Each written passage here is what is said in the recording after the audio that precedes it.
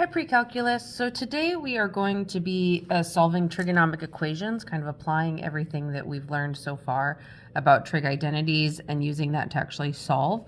So let's just start here with, we have 8 sine x equals 6 sine x minus 1. And of course, we're just solving for x. So the first thing that we're going to want to do is combine like terms. So we're going to subtract 6 sine x. So then we get 2 sine x is equal to negative 1. And then, of course, divide by 2. We have the sine of x is equal to negative 1/2.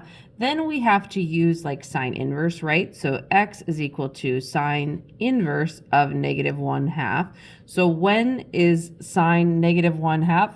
Well, that's going to be at 7 pi over 6 and 11 pi over 6. So, of course, our unit circle comes back into play. It will never escape us. All right. Next, we have 2 cosine x plus cosine x is equal to 0. And what we're going to do here is first factor out a cosine x. Okay. And so then we're left with 2 cosine x plus 1 is equal to 0. So now we can set up two kind of equations here, right? So we can have cosine of x is equal to 0 and 2 cosine x plus 1 is equal to 0. So when cosine x is 0, this is between, I don't know why, so 0 and 2 pi. So when is cosine of x 0? So cosine is 0 here at pi over 2 and at 3 pi over 2, right? Okay.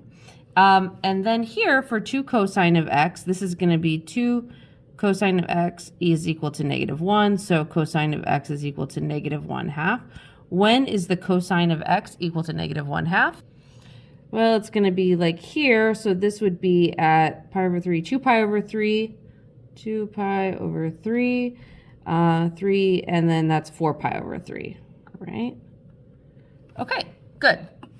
I always need to draw like a little unit circle for myself so I can kind of match it all out. Here we're asked to find the exact solutions between 0 and 360 degrees. So we're actually going to have to operate in degrees this time. So here we have 2 cosine squared of x minus 5 times cosine of x is equal to negative 2. Well, this is 2 cosine squared x minus 5 cosine x plus 2 is equal to 0, and we're going to factor. So we have 2 cosine of x, and this is going to be a negative 2 and a negative 1, right? Okay, so now we can say this is still all equal to 0.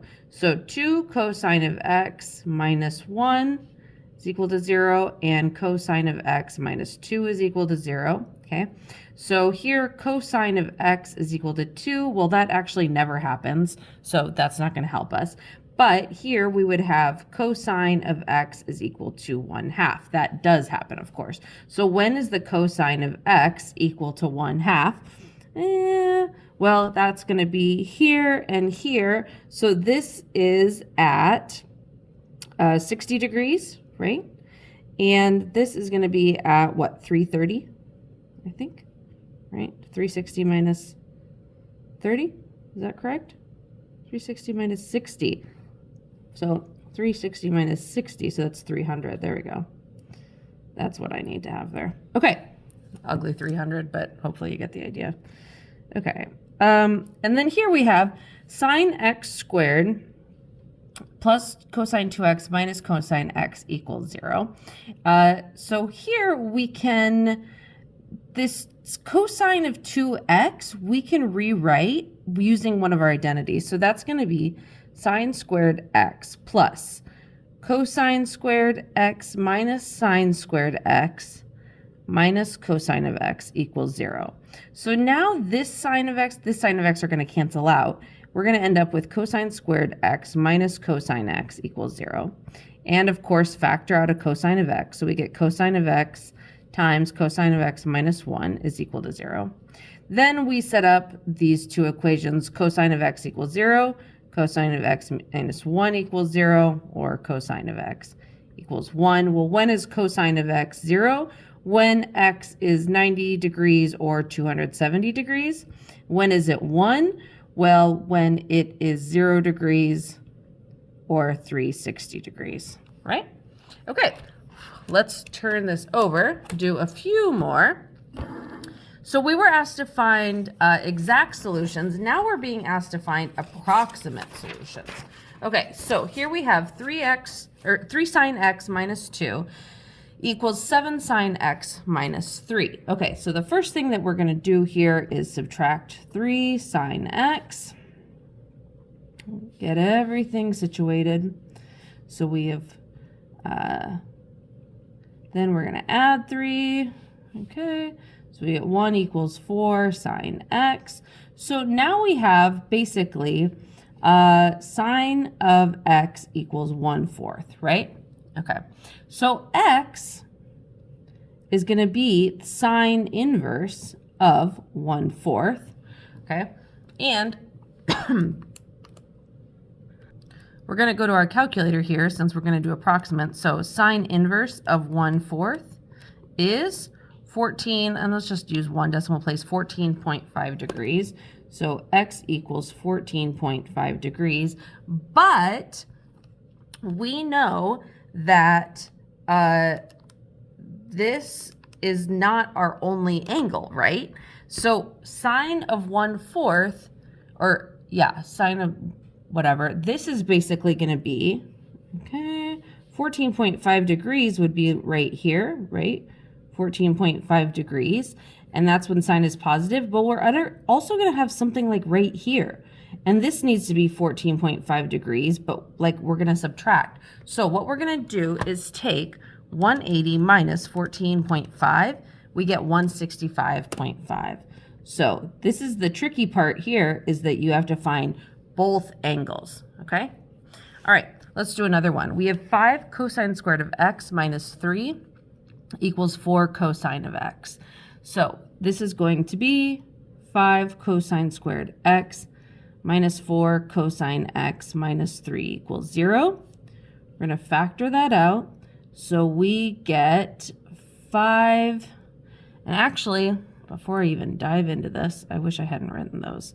Let's use our quadratic formula.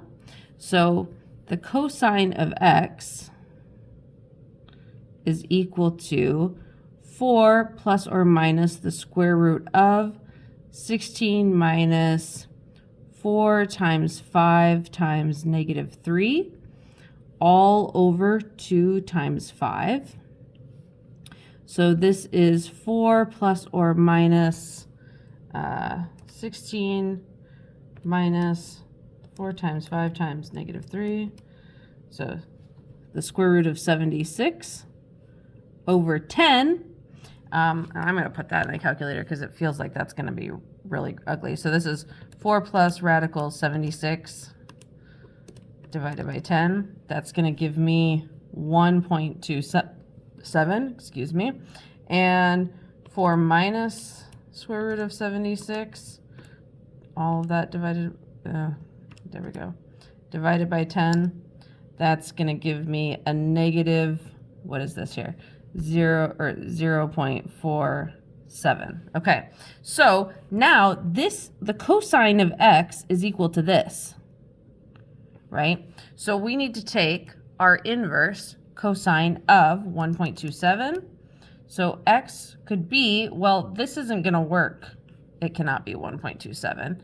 And so we'll just quit that. So then we can do cosine inverse of negative 0.47.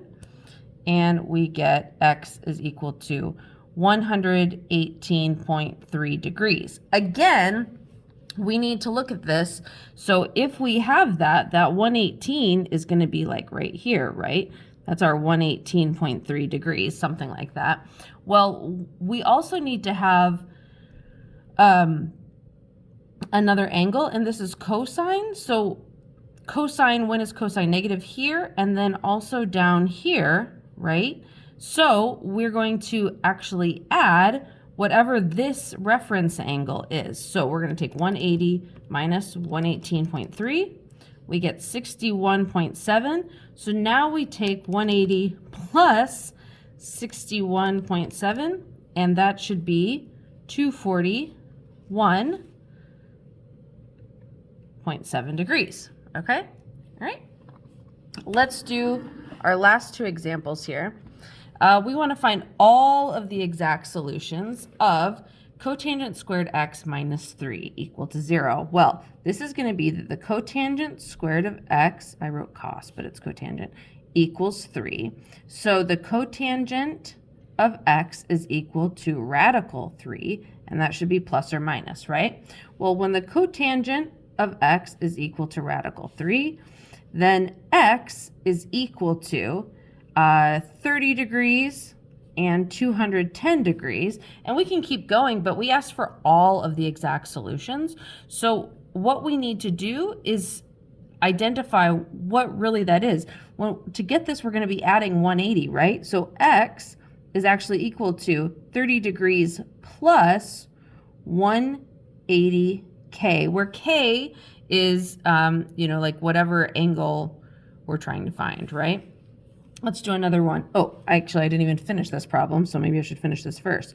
The cotangent of x, when it's equal to negative radical 3, x is going to be 150, and 330. So here we're going to say x is equal to 150 degrees plus 180k. I guess it doesn't matter. So this really here is our answer to find all of the exact solutions. Okay, let's do this one. This should be 4 cosine squared x tan squared x is equal to 3. Well, we need to use an identity here. So this is 4 cosine squared x over sine squared x over cosine squared x equal 3. So this actually becomes 4 sine squared x is equal to 3. So sine squared x is equal to 3/4. So the sine of x is equal to plus or minus radical 3 over 2. Well, when is that true? Well, sine of x is equal to radical 3 over 2 when x is 60 degrees, right? And when x is 120 degrees. Well, when does that repeat? Well, it repeats after 360 degrees. So that's why we're going to put that 360k. Okay. What about when sine of x is equal to negative radical 3 over 2? Well, that's when x is going to be 240 and 300. Okay. So again, we're going to add that 360k. All right. So really the trickiest part is that you're going to have to identify 180, 360. What are we adding here, right? Okay, if you have any questions, bring them to class. I know this was a little longer video, but hopefully it makes sense, and I will see you later. Bye.